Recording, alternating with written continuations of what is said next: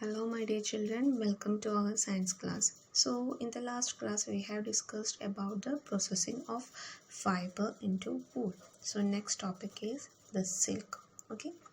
Before that I'm going to explain two questions that are asked by Bujo. ये दोनों question मैं अभी आपको explain करती हूँ. Okay. Bojo is wondered why it hurts when someone pulls his hair but not when he goes for a haircut. बोजो क्या कह रहे हैं कि बच्चों अगर हम कोई भी हमारे जो हेयर है ना खींचते हैं इसके टाइम में हमको दर्द होते हैं, लेकिन जो हेयर कट करने के लिए हम शॉप में जाते हैं ना तब तक जो हेयर ड्रेसर हमारे हेयर कट करते हैं दैट टाइम हमको दर्द नहीं होते. क्यों ऐसा होते हैं बच्चों? हमारे हेड के स्कैल्प में लिविंग सेल्स होते हैं और जो बाकी सब डेड सेल्स है. सो अगर हम अगर कोई खींचते हैं हमारे हेयर को जो साथ में हमारे लिविंग सेल्स को भी पुल करते हैं, इसीलिए हमको दर्द होते हैं. लेकिन हेयर कट करने के टाइम में जो डेड लिविंग सेल्स में टच नहीं करते हैं, ये सिर्फ जो डेड सेल्स कट करते हैं, इसीलिए हमको दर्द नहीं होते हैं. Clear all of you? जो स्कैल्प है ना हमारे हेड के स्कैल्प में लिविंग सेल्स है, बाकी जो है लॉन्ग हेयर है ना वो सब डेड सेल्स है. Next, Boojho is wondering why a cotton garment cannot keep us as warm in winter as woollen sweater does.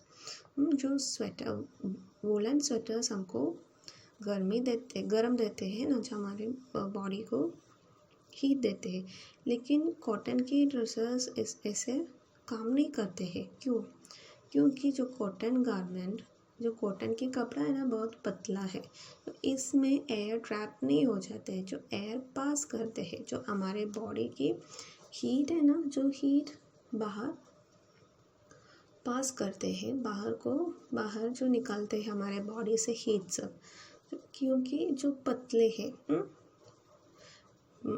और जो वोलन ड्रेसेस को कैसे है, जो वोलन ड्रेसेस में वो बहुत थिकली वो बनाते हैं जो कपड़े, इसमें जो एयर ट्रैप होते हैं, इसमें एयर पास नहीं होते. जो हमारे बॉडी की हीट है ना, ये कपड़े के अंदर ट्रैप करते हैं, इसीलिए हमको हमारे बॉडी में जो गर्म है ना, ऐसे हमारे बॉडी में होल्ड कर सकते हैं. Clear?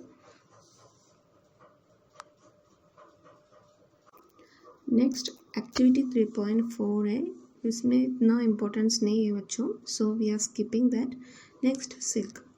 Silk fibres are also animal fibres. Silk worms spin the silk fibres. Silk fibre क्या है बच्चों? वो भी एक एनिमल फाइबर है. सिल्क वर्म सिल्क फाइबर्स को बनाते हैं. The rearing of silk worm for obtaining silk is called sericulture. Underline कर लीजिए वो sentence, the rearing of silk worms for obtaining silk is called sericulture. तो सेरीकल्चर क्या है? जो हम सिल्क वर्म्स को पालन पोषण करते हैं, वो क्यों हम ऐसे करते हैं? जो सिल्क प्राप्त करने के लिए सिल्क वर्म को पालन और पोषण करते हैं, इसको हम कहते हैं sericulture.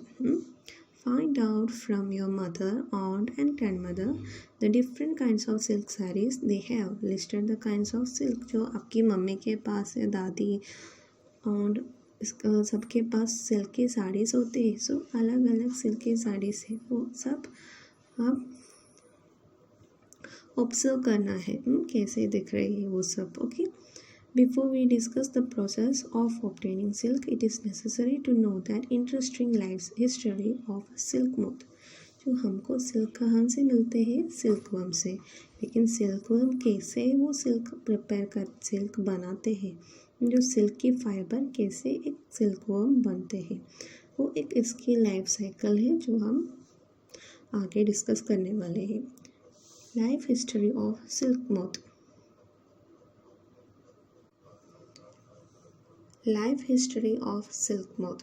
The female silk moth lay eggs from which hatch larvae which are called caterpillars or silkworms.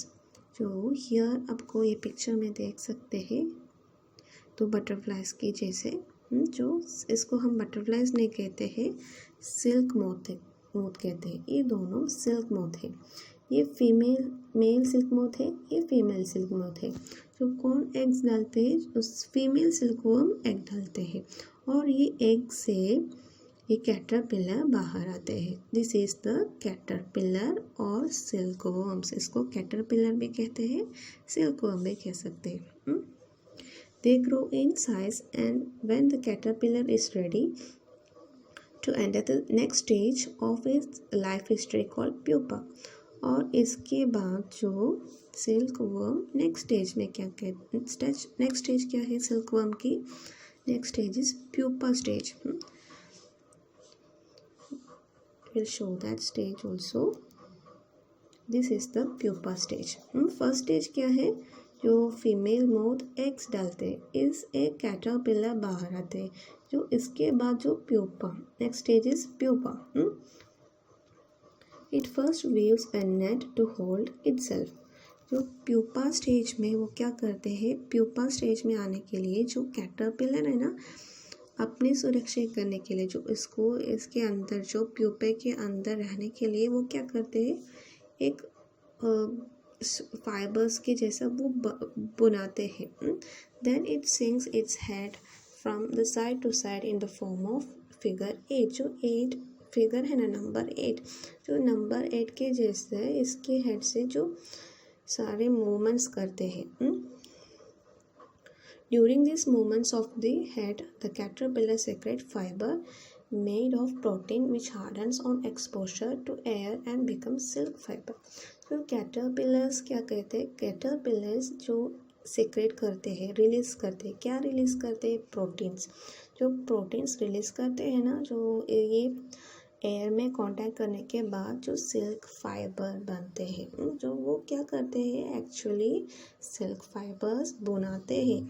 इसके प्यूपा आपने देखा ना, जो प्यूपा एक शेल है, वो शेल उसको बनाना है। सो वो क्या करते हैं, ए शेप में वो बनाते हैं। Soon the caterpillar completely cover itself by silk fiber and turns into pupa. और इसके बाद जो सिल्क फाइबर से एक कवर बनाया गया है और इसके अंदर वो बैठते हैं। Turns into pupa. Next stage is pupa का स्टेज है। This covering is known as cocoon. जो प्यूपा है, अभी वो कौन है, प्यूपा है।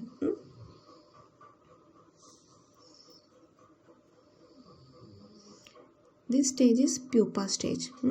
अभी ये स्टेज में जो इसके अंदर वो प्यूपा है और इसके ऊपर जो पोर्शन है ना, इसको इसके अंदर जो रहते हैं, और जो इसको हम क्या कहते हैं, कोकून्स कहते हैं।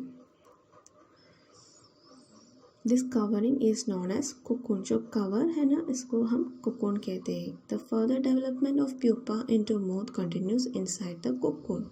जो कोकून के अंदर क्या होते हैं, कोकून के अंदर जो एग से, एक फीमेल मोथ से एग हुआ है, जो एग से कैटरपिलर, कैटरपिलर से प्यूपा, जो प्यूपा से फर्दर एक न्यू छोटे छोटे सिल्क मोथ बाहर आते हैं। Silk fibres are used for weaving silk cloth. Can you imagine that soft silk yarn is as strong as comparable thread of steel? So silk fiber से हम अलग अलग सिल्क के कपड़े बनाते हैं। और ये सिल्क की थ्रेड है ना, ये स्टील की थ्रेड से ज़्यादा स्ट्रॉन्ग है। The silk yarn is obtained, the silk thread is obtained from cocoon of the silk moth. So silk yarn मतलब क्या है बच्चों, फाइबर से हम धागा बनते हैं, धागा से कपड़े बनते हैं। सो फाइबर यार्न हमको कहाँ से मिलते हैं, सिल्क मोथ से मिलते हैं। जो कोकून है ना, जो कोकून है ये silk. There is a variety of silk moth which look very different from one another, and silk yarn that yield is different in texture, coarse, smooth, shiny, etc. जो सिल्क मोथ है ना, अलग अलग के silk moth है। देखने में भी जो अलग है। अगर हम इधर हमने जो मलबरी सिल्क मोथ के बारे में पढ़ाया है, द सिल्क मोथ जो मलबरी लीव्स में जो एग्स डालते हैं इसके बारे में हमने ये चैप्टर में पढ़ रही है। लेकिन सिल्क मोथ है ना, अलग अलग टाइप्स की होते हैं, अलग अलग तरह की सिल्क मोथ होते हैं। सो सम इसकी टेक्सचर भी अलग होते हैं सिल्क के, सम कोर्स होते हैं, थिक होते हैं और स्मूथ होते हैं, बहुत नरम होते हैं। सम सिल्क मोथ के सिल्क है ना बहुत शाइनी होते हैं। इसीलिए हम अलग अलग की सिल्क है like tussar silk, Muga silk, Kosa silk, etc. are obtained from the cocoon spun by different types of moth. The most common silk moth is mulberry silk. The silk fiber from the cocoon of this moth is soft, lustrous and elastic and can be dyed in beautiful colors. जो silk fiber है ना एकदम soft है। जो silk fibre जो हमको silk moth से मिलते हैं ना, जो फाइबर्स एकदम सॉफ्ट है, नरम है और लस्ट्रस है, चमकदार है और इलास्टिक है और can be died in beautiful colours. हमको अलग अलग कलर्स इसके अंदर मिक्स कर सकते हैं। हमने क्या क्या देखते हैं, अलग अलग सिल्क के कपड़े देखते हैं ना जो अलग अलग कलर्स के। सो ये सिल्क फाइबर्स के साथ जो कलर हमको मिक्स कर सकते हैं। Sericulture or culture of silkworms is a very old occupation in India. India produces plenty of silk on a commercial scale. जो इंडिया में ये सिल्क की प्रोडक्शन इंडिया में पहले से हम करते थे। इंडिया सिल्क के कपड़े, बहुत सारे सिल्क के कपड़े बनाते हैं। So I will show you in another picture. This is the different types of silks. Mulberry silk है फर्स्ट पिक्चर में आपको देख सकते हैं, that is mulberry silk. Next tussar silk, muga silk है, इरी सिल्क है, ये सब अलग अलग सिल्क वर्म से हमको प्राप्त करते हैं। So first one is mulberry silk. जो मलबरी सिल्क देखो बच्चों एकदम सॉफ्ट है कंपेयर टू द अदर्स।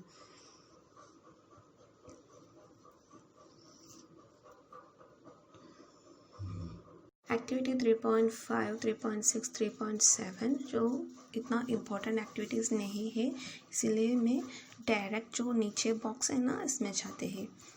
वो सब आप रीड कर लीजिए आपके फ्री टाइम में। Okay. Next, in India women are significantly involve in various kind of industries related to silk production. जो सिल्क की प्रोडक्शन में वुमेन महिलाएं ज़्यादा काम करते हैं। These are rearing of silkworm, reeling of silk from cocoon and processing of raw silk into fibers. इसमें क्या करते हैं, पहले पालन पोषण करते हैं सिल्कवर्म को, इसके बाद इससे जो हम सिल्क कोकून से हम सिल्क को निकाल देते हैं, अलग करते हैं और इससे सिल्क फाइबर्स बनते हैं। By the enterprise they contribute two nations economy. जो ये एक इम्पोर्टेंट एंटरप्राइज है। China leads the world in silk production. जो चाइना फर्स्ट प्लेस में, सिल्क की प्रोडक्शन में चाइना फर्स्ट प्लेस में। India also rank among the leading silk producing countries. India में भी सिल्क की प्रोडक्शन हाई रेट में है, जो चाइना फर्स्ट पोजीशन में। नेक्स्ट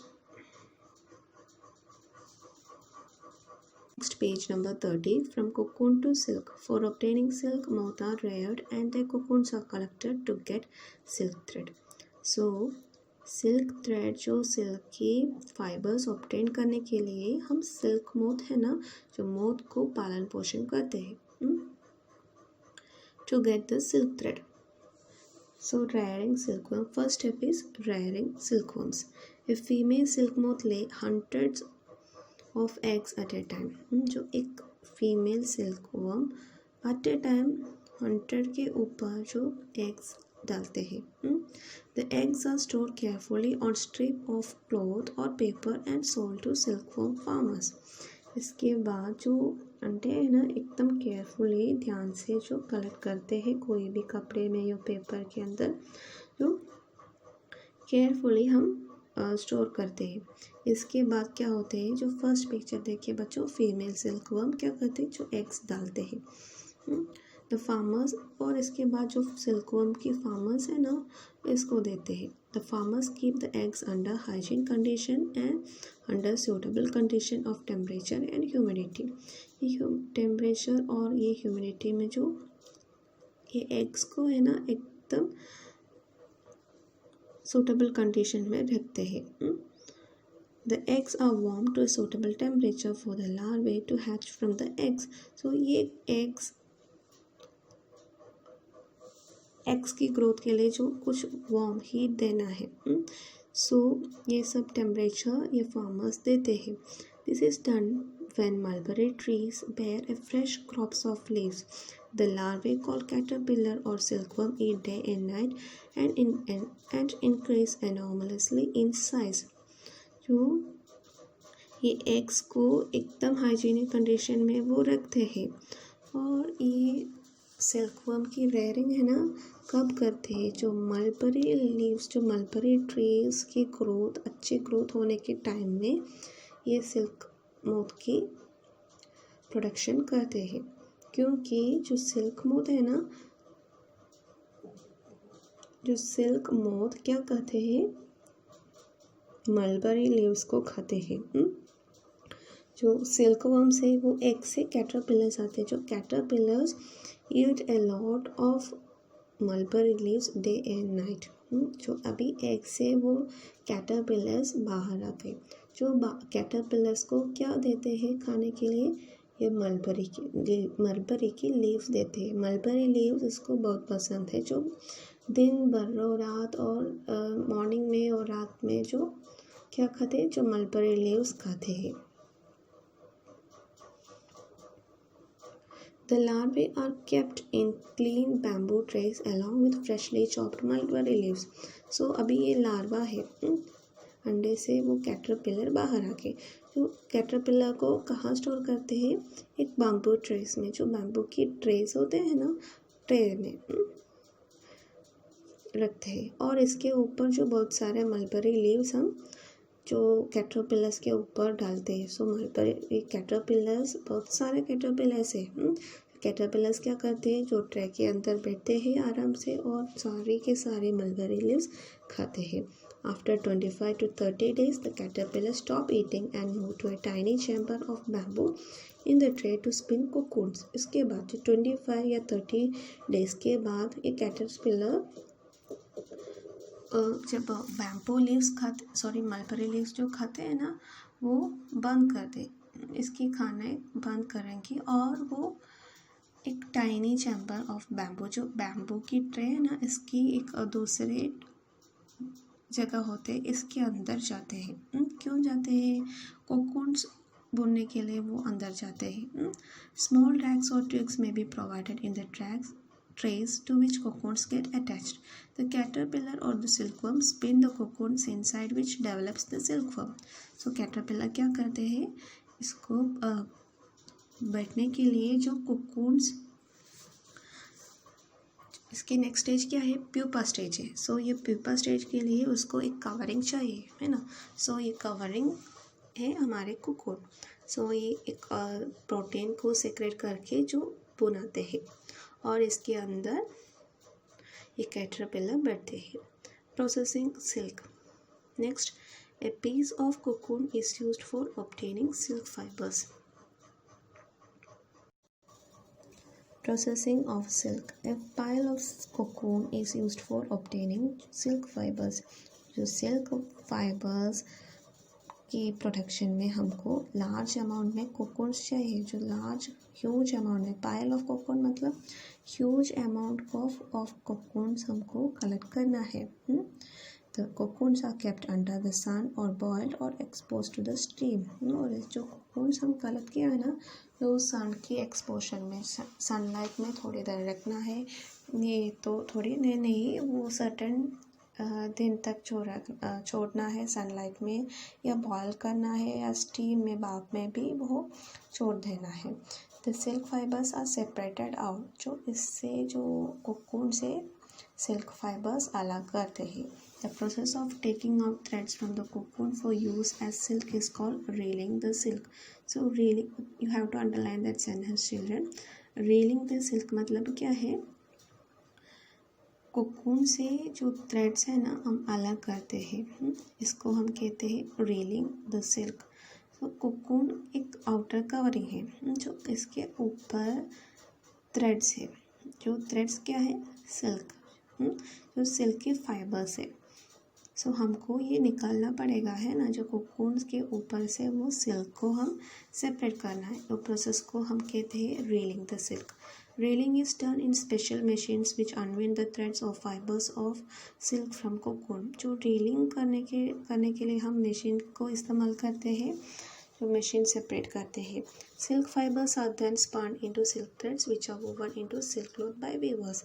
इसके बाद जो सिल्क फाइबर्स है ना, सिल्क फाइबर से सिल्क थ्रेड्स बनते हैं, यार्न्स बनते हैं, और इससे जो बुनने वाले लोगों हैं ना, अलग अलग तरह के कपड़े बनते हैं सिल्क के. नेक्स्ट लुक व्हाट पहेली is saying. Paheli wants to know if the cotton thread and silk thread are spun and woven in the same manner. क्या ये दोनों कॉटन की थ्रेड और सिल्क थ्रेड, जो दोनों सेम वे में स्पनिंग और जो स्पन और वोवन, ये दोनों सेम ही तरह में करते हैं, या धागा फाइबर से धागा बनते हैं वो सेम ही है, या वो इसके बाद जो वो करते हैं बुनाते हैं ना कपड़े से, ये दोनों प्रोसेस सेम होते हैं कॉटन और सिल्क में. इस woven is same in cotton and silk. दोनों में वो बुनते हैं ना, वो सेम तरह के करते हैं, लेकिन वो स्पन अलग तरीके से है, क्योंकि वो दोनों अलग अलग सोर्सेस से मिलते हैं, है ना.